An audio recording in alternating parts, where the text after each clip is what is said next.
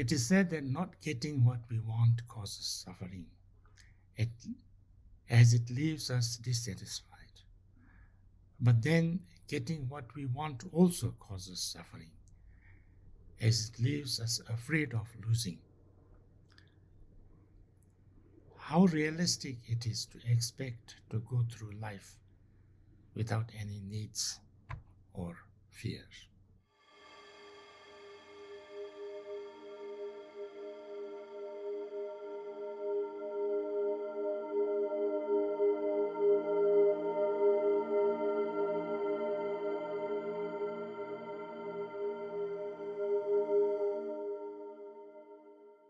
As long as we get too much attached to things, we are too much aversion or afraid of things, then we have to go through pain and suffering and problems. So therefore, we need to develop certain kind of wisdom, to understand the nature of things that can help.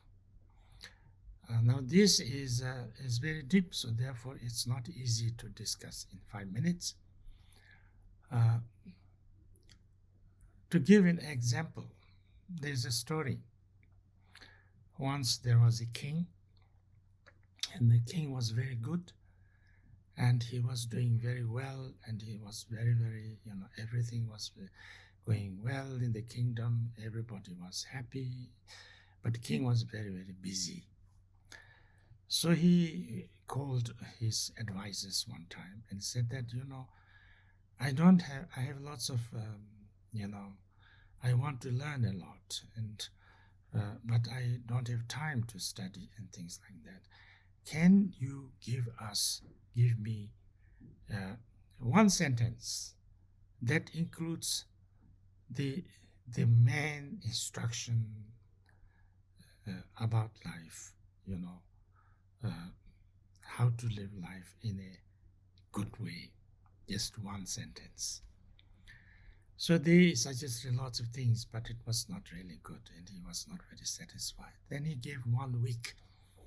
So all his advisors read lots of books and studied lots of things, and then after 1 week they made some suggestions, but that was also good. Then they said that we are not that, we don't know what to say in one word, in one sentence, but there's a very wise man in another country. Maybe if you go and ask him, he can give you some instructions. So the king went to that country, and then he found this man in a forest, in a very simple hut, and he asked the same question. And this man said, well, I'm not that wise.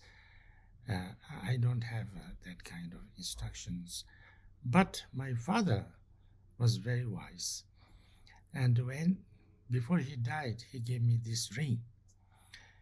And this ring had 2 stones, one blue stone and one red stone. He said that he told me that if you come to a time when have to go through a time when it was totally bad and really, really hopeless, then take out the blue stone and then see what is there underneath, what's written underneath.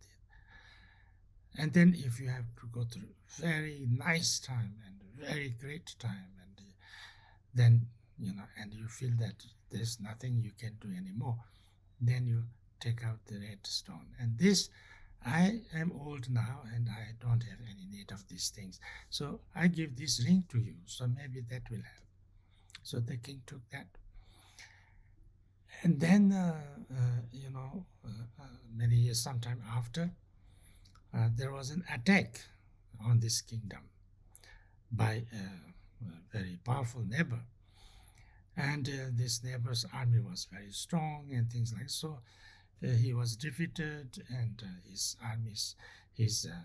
kingdom was destroyed, lots of things, lots of people were killed. And then slowly, he had some people around him, but they also slowly left one by one. And then even if he was not, the other king wanted to, get him, kill him. So therefore he was chasing him everywhere, although now he was alone. So then he went to, in a kind of very remote place, and he was hiding among the rocks and things like that, and all the other army were going around and about to find him. Then he thought, oh, he remembered the ring, and he, took out the blue stone and looked. So there was something, a little bit of something written, and it said, this time will also pass. And that gave him lots of courage. He says, yes, it's true. This time will also pass. So then, he became much more courageous and optimistic. So he somehow could, he did lots of efforts, and he could get out of this situation. And then slowly he built his own army and things like that. And slowly he attacked again the kingdom, and he got back his kingdom. And then, everything went well, and because he could defeat this big kind of attackers, so he became even more powerful, and so lots of other kings, and everything became under him. And then they really everything went so well that he felt as if there's nothing he can do anymore. He was kind of bored. At that time, then he thought, oh, maybe I should now take the other. So he took the other stone, and underneath, what was written? Exactly the same thing. This time will also pass. And then he thought, yes, it's true. Everything is going very well, but this time will also pass, so I don't have to be so arrogant and so, proud and things like that. So he became very humble. He was among the people. He didn't have any ego or things like that. So he could, he could enjoy being things like that. He didn't have to do something very extraordinary. He could. So these two instructions made him go through when he had to go through the most difficult time, and also it made him go through when everything was completely good. So therefore, but this is one little thing, but the all kind of understanding, knowing how things are, clarity, getting rid of delusions and ignorance is